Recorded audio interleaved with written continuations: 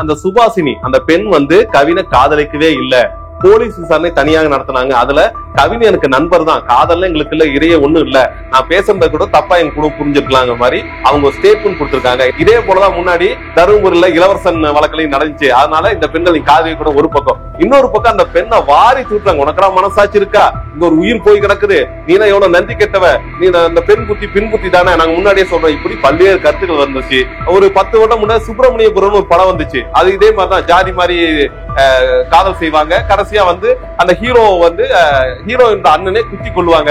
அந்த ஹீரோயின் அழுதுகிட்டு மட்டும் தான் போக முடியும். இது வெறும் படம் மட்டும் இல்ல, இயல்பிலேயே ஒரு பொண்ணுக்கான நம்ம சொல்றோம் அந்த பெண்களுக்கான ஸ்பேஸ் அவ்வளவுதான் கிடைக்குது. அவங்க அதுக்குள்ள என்ன முடியும் அதான் செய்ய முடியும்.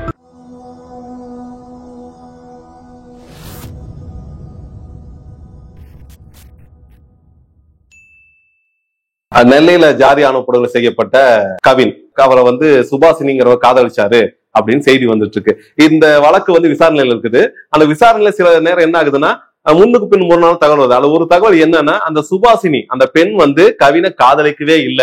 போலீஸ் விசாரணை தனியாக நடத்தினாங்க. அதுல கவின் எனக்கு நண்பர் தான், காதல்ல எங்களுக்கு இல்ல, இடையே ஒண்ணும் இல்ல, நான் பேசுறத கூட தப்பா எங்க கூட புரிஞ்சிருக்கலாங்க மாதிரி அவங்க ஸ்டேட்மெண்ட் கொடுத்திருக்காங்க. இன்னும் கவினை எனக்கு முழுமையா கூட தெரியாதுன்னு அவங்க ஸ்டேட்மெண்ட் கொடுத்ததா ஒரு செய்தி வந்த உடனே சமூக ஊடகங்கள்ல இருக்கிற சில சக்திகள், அது முற்போக்கா பிற்போக்கா அடுத்து இவங்க எல்லாம் என்ன பண்ணாங்கன்னா, ஐயோ பாத்தீங்கன்னா இதுக்குதான் நம்ம வந்து பிற்படுத்தப்பட்ட மிகவும் பிற்படுத்தப்பட்ட சமூகத்தை சேர்ந்த இல்ல வேற ஜாதி சேர்ந்த பொண்ணை காதலிக்க கூடாது, பாத்தீங்கன்னா கைக்கிளை விட்டாங்க.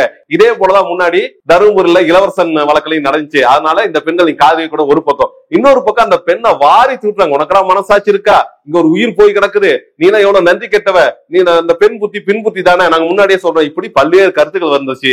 அதன் மறுத்து ஒரே ஒரு காவல்துறை அதிகாரி மட்டும் தனிப்பட்ட முறையில அபிஷியலா எதுவும் வெளிவரல.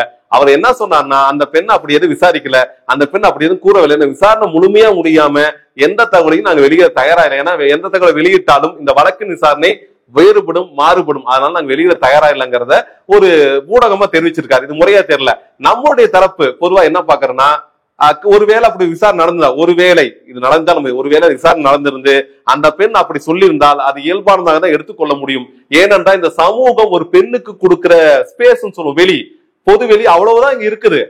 அந்த பெண் அந்த ஆணை காதலிச்சிருக்கலாம், ஆனா காதலிச்சுன்னா உடனே வீட்டுல போட்டு அப்படி உடைச்சிட முடியாது. ஏன்னா ஆண்களுக்குன்னு ஒரு சுதந்திரம் இருக்கு. என்ன வீட்டை தூக்கி எறிஞ்சிட்டு எங்கனாலும் போய் ரோட்ல படுத்தலாம். ஒரு பெண் அப்படி வீட்டை விட்டு வெளியேற முடியாது. அதே போல ஒரு பெண் முதல் காதலிச்சிருக்கலாம், அடுத்து ஒரு 2 வருடம் கழிச்சு அந்த காதலை வேணான்னு மறுக்கலாம். அதுக்கு அவங்களுக்கு உரிமை இருக்கு. என்ன காரணம்? குடும்ப சூழல் காரணமா இருக்கலாம், இல்ல தனிப்பட்ட காரணமா இருக்கலாம், அவங்களுக்கு மன வேறுபாடு வரலாம். நமக்கு அப்படித்தானே. அப்படி ஆண் பெண்ணுக்கு இது இயல்பான விஷயம் தான். இதை பூராகப்படுத்தி இல்ல அந்த பெண் மோசமானவன் குற்றச்சாட்டுகளை நாம் கண்டிப்பாக ஏற்றுக்கொள்ள முடியாது. ஒருவேளை நெருக்கடி, குடும்ப நெருக்கடியின் காரணமாக இப்படி ஏற்பட்டிருந்தா அதையும் நம்ம ஏத்துக்கிட்டா வேணும். ஆனா அவங்க 18 வயது பூர்த்தி அடைந்த பெண், 24, 25 வயது ஆகுது. ஆனால அவங்கள முறையா கவுன்சிலிங்கோ இல்ல முறையான சட்ட ஆலோசனை கீழே கொண்டு போகும்போது மட்டும்தான் அந்த உண்மை நமக்கு வெளிவரும். அவங்க உண்மையா காதலிச்சாங்களா, இந்த காதல் ஏதாவது பிளவு இருந்துச்சா, இல்ல இன்னைக்கு அதை அவங்க எப்படி பாக்குறாங்க.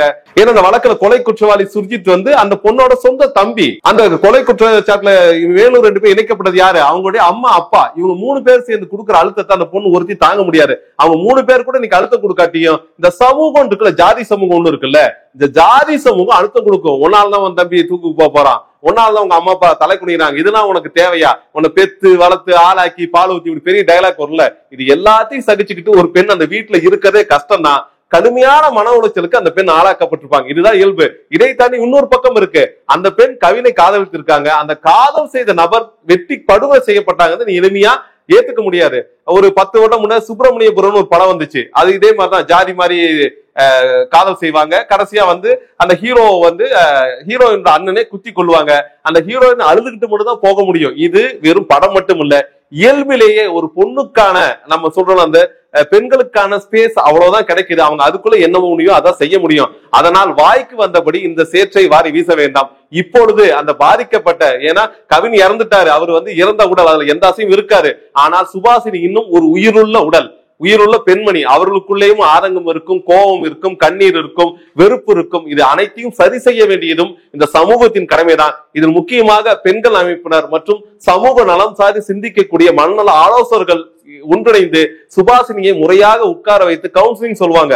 அது கொடுக்கும் போதுதான் அந்த சுபாசினி மனநிலை என்ன, ஏன் அவங்க ஒருவேளை அதை ஒத்துக்கிட்டாங்க இல்ல இல்லங்கிறாங்கிறத நமக்கு தெரியும். தவிர அதை விடுத்து பொத்தாம் பொதுவாக இப்படி காதலிச்சிட்டான்னு சொன்னா அவங்க ஜாதி சமூகம் எல்லாம் சேர்ந்து அந்த பொண்ணை திட்டுறது, இல்ல காதலிக்க சொன்னா அந்த எதிர்த்தரப்பு எல்லாம் திட்டும் பொழுது ஒரு பெண் அனைத்தையும் வெறுத்து போய் மனவேதனையில் வேறு ஒரு முடிவை எட்டக்கூடும். அதனால் ஏற்கனவே கவினுடைய பலி நமக்கு ஏற்றுக்கொள்ள முடியாத பலி, அது கண்டிப்பாக நீதி வேணும். இந்த கோரிக்கை நாம் நின்று கொண்டிருக்கிறோம். அதை நோக்கி நகரும் தருவாயில் சுபாஷினியின் மனநிலையும் அதே போல அவருடைய பாதுகாப்பை உறுதி செய்ய வேண்டியது தமிழக அரசின் கடமை என்பதை வலியுறுத்தி கேட்டுக்கொள்கிறோம்.